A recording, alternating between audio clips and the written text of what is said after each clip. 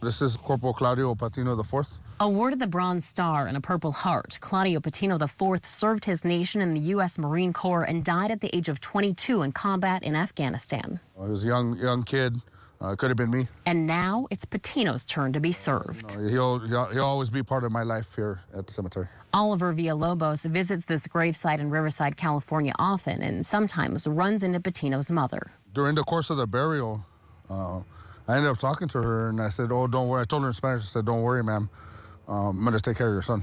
You know, he's in my hands, and I'm going to make sure that he gets everything he deserves and he gets treated with honor." It was the first killed-in-action grave he dug. He's a Marine like me. But it wasn't his last. After this experience is when I decided that I was going to be a cemetery caretaker for the rest of my career. Villalobos started working at Riverside National Cemetery as a grave digger. This is my baby. I started here.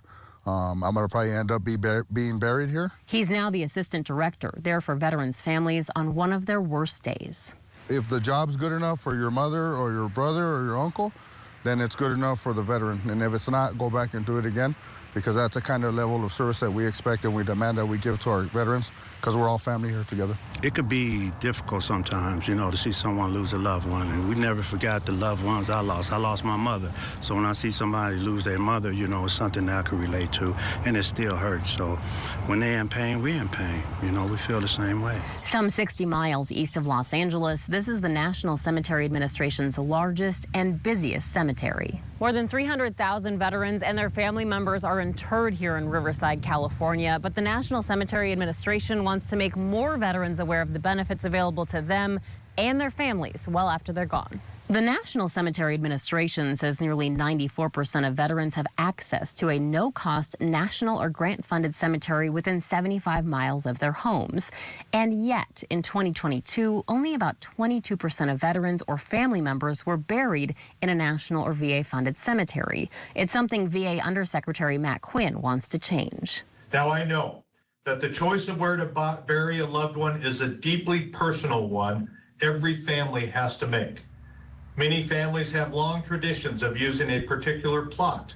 Quinn says even if a veteran doesn't want to be buried in a VA-funded cemetery, there are other benefits available to their families after they die, including headstones or medallions. Those three prongs is where we're trying to hit this the strongest, to make sure veterans understand, make sure the families understand, as well as the funeral homes that the family is engaged with. In Riverside, Villalobos started his own outreach effort to raise awareness locally with something that resembles a credit card. 78,000 veterans are served by Loma Linda Healthcare, the VA Medical Center. In the back, they hold all the QR codes, so all the documents necessary to find eligibility, your headstone, what national cemetery you want to be buried in.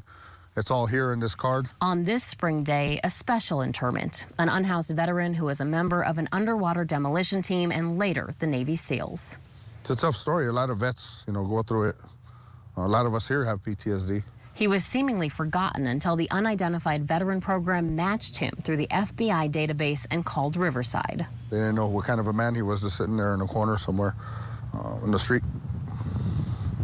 But you know, we got the chance to pay honors to him, and we did, so, you know, we did our job. It's gravesites like this one that stick with Villalobos. He got the same love he did as a child at the end. So I think it's poetic justice. And, you know, in the end, that's our job.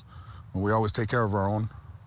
So we make sure, you know, when we can, we do it. The final way to honor and serve those who have served for us. There's literally tens of thousands of stories out here. Tuskegee Airmen, Navajo Code Talkers, people like I told you, like Corporal Patino and killed in actions that gave their life for this country. And if they came out here and found these stories, I think it would be moving for everybody.